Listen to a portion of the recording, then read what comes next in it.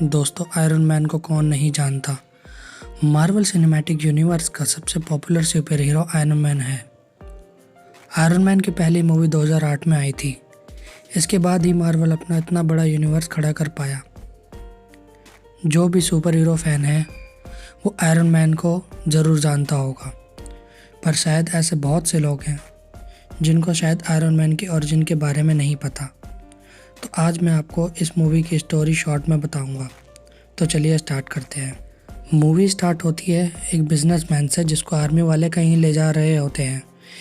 इस बिजनेसमैन का नाम होता है टोनी स्टार्क। और तभी इन पर अटैक होता है और सारे आर्मी ऑफिसर्स मारे जाते हैं। लेकिन टोनी स्टार्क गाड़ी के बाहर आ जाता है। लेकिन तभी टोनी स्टार्क के सामने एक मिसाइल आके गिरती है जो कि उसी की कंपनी स्टार्क इंडस्ट्रीज की होती है। टोनी स्टार्क भागने की कोशिश करता है, लेकिन तभी उनका मिसाइल वो फट जाता है। टोनी बेहोश हो जाता है। जब उसकी आंखें खुलती है तो उसको आतंकवादियों ने किडनैप कर रखा होता है।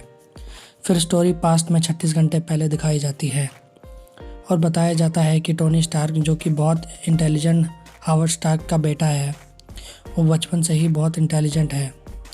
उसने 4 साल की उम्र में पहला सर्किट बोर्ड बना लिया था और 6 साल की उम्र में पहला इंजन।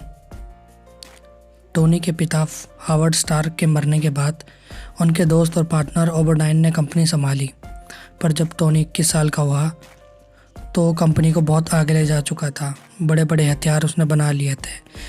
फिर टोनी अफ़गानिस्तान जाता है और अपने फ्रेंड रोडी के साथ हथियार आर्मी वालों को दिखाने जाता है। टोनी उनको जेरिको मिसाइल के बारे में बताता है और जेरिको मिसाइल को टेस्ट करता है, जो कि बहुत पावरफुल होती है। फिर स्टोरी प्रेजेंट में आती है और उसकी आंखें खुलती है तो वो गुफा में होता है। उसके चेस्ट में इलेक्ट्रोमैग्नेट लगा होता है जो उस मिसाइल के छर्रों को उसके हार्ट तक जाने से रोकता है। उसी गुफा में एक आदमी होता है जिसे भी आतंकवादियों ने किडनैप कर रखा होता है। उसी ने टोनी स्टार्क की जान बचाई थी और इलेक्ट्रोमैग्नेट उसके चेस्ट पे लगाया था। उसका नाम विंसन होता है। फिर टेरिस गुफा में आते हैं और टोनी को जेरिको मिसाइल बनाने को कहते हैं। फिर टोनी को उसी के कंपनी के सारे हथियार दिखते हैं और टोनी को कहते हैं कि अगर उसने जेरिको मिसाइल बना दी तो उसको छोड़ देंगे। बट टोनी जानता है ऐसा कुछ नहीं होगा और अगर उसने कुछ नहीं किया तो वो 10 दिन में वैसे ही मर जाएगा। टोनी मान जाता है और दिमाग लगा के एक सबसे पहले छोटा आर्क रिएक्टर बनाता है जो कि इसके अंदर छर्रों को उसके दिल तक जाने से रोकता है। कि आर्क रिएक्टर बहुत ही पावरफुल होता है जो कि बहुत टाइम तक उसको पावर दे सकता है। और फिर वो एक रोबोट बनाता है जिसकी मदद से वो गुफा से बाहर निकल सके, और वो बना भी लेता है और फिर बाहर निकल जाता है। लेकिन इसमें विंसन की जान चली जाती है। फिर वो रेगिस्तान में भटक रहा होता है, पर रोडी आकर उसे बचा लेता है। फिर टोनी डिसाइड करता है कि वो स्टार्क इंडस्ट्रीज कंपनी में हथियार बनाना बंद कर देगा, पर ओबरडाइन उसे रोक लेता है। टोनी ओबरडाइन को अपना आर्क रिएक्टर दिखाता है। फिर टोनी पेपर पॉट को अपना आर्क रिएक्टर चेंज करने के लिए कहता है क्योंकि उसकी पावर ख़त्म हो चुकी होती है या होने वाली होती है, और न्यू आर्क रिएक्टर लगा लेता है। फिर वो उस रोबोट का और भी पावरफुल वर्जन बनाता है जिसका नाम वो मार्क 2 रखता है और वो बना लेता है। फिर वो मार्क 2 का फ्लाइंग टेस्ट करता है और वो बहुत ऊपर जाता है और जमने लगता है, पर वो बच जाता है। आतंकवादियों को उसको मार्क 1 सूट मिल जाता है बहुत टूटी फूटी हालत में। फिर टोनी पार्टी में जाता है और एजेंट कोल्सन से मिलता है जो कि शील्ड का एजेंट होता है, और उसे उस पार्टी में पता चलता है कि अभी भी उसके हथियार आतंकवादियों के पास होते हैं, और ओबरडाइन से पूछता है उन हथियारों के बारे में। और न्यूज़ में दिखाते हैं कि गुलमीरा एक शहर है, वहाँ आतंकवादियों सबको कैद करके रखे होते हैं और टोनी उनको बचाने जाता है। टोनी अपना न्यू सूट पहन के उनको बचाने जाता है जो कि बहुत पावरफुल होता है, और वो वही आतंकवादी होते हैं जिन्होंने टोनी को गुफा में कैद कर रखा था। टोनी उन लोगों को बचा लेता है और उनके सभी हथियार ब्लास्ट कर देता है।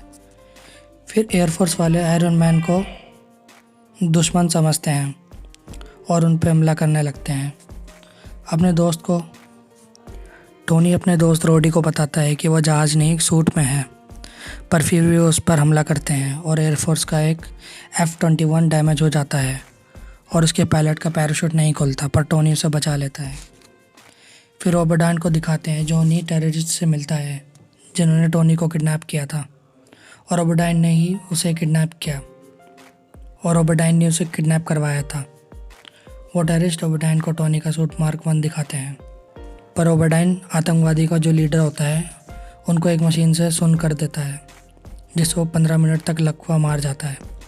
टोनी पेपर पॉट्स को बोलता है कि वो उसकी कंपनी में जाके कंप्यूटर से डिटेल्स निकाले कि ओबेडाइन क्या करता है, और पेपर मान जाती है। फिर पेपर कंपनी में जाती है और उसको पता लगता है कि ओबेडाइन ने ही टोनी को किडनैप करवाया था, और वो टोनी से भी बड़ा शूट बना रहा है जो कि बहुत पावरफुल है। लेकिन ओबेडाइन को पता लग जाता है कि पेपर को पता चला है। वो अपने टेक्नीशियन को कहता है कि वो आर्किटेक्टर बनाए छोटा, बट वो कहता है कि ये नहीं बन सकता, और ओबेडाइन टोनी को उसी लकवे वाले मशीन से सुन कर देता है और उसका आर्क रिएक्टर निकाल लेता है। टोनी मरने वाला होता है और वो अपने पुराने आर्क रिएक्टर के पास जाता है, पर तब तक वो बेहोश हो जाता है, पर रोडी उसे बचा लेता है और वो पुराने आर्क रिएक्टर को लगा के अपना सूट पहन लेता है और ओबेडाइन को रोकने चला जाता है। पेपर पॉट्स एजेंट कोल्सन के साथ ओबेडाइन के ऑफिस से अरेस्ट करने जाते हैं, पर तब तक ओबेडाइन अपना सूट पहन चुका होता है और वो पेपर पॉट्स को मारने वाला होता है, पर आयरन मैन आ जाता है उसे बचाने के लिए, और फिर उन दोनों की बहुत अच्छी लड़ाई दिखाई जाती है। पर ओबेडाइन का सूट पावरफुल होता है। फिर टोनी दिमाग लगाता है और ऊपर उड़ता है, पर उसके सूट में सिर्फ 48% पावर होती है, पर फिर भी वो बहुत ऊंचा उड़ता है। जब ओबेडाइन पकड़ने वाला होता है तभी ओबेडाइन के सूट में बर्फ़ जमने लगती है और वो नीचे गिर जाता है, पर मरता नहीं है। फिर टोनी पेपर पॉट्स को बोलता है कि बड़े आर्क रिएक्टर के सारे स्विच ऑन कर दें, जिससे वो ब्लास्ट हो जाए और ओबेडाइन मर जाए, और ऐसा ही होता है। फिर टोनी प्रेस के सामने सबको बताता है कि वही आयरन मैन है, और मूवी ख़त्म हो जाती है। Thanks for watching.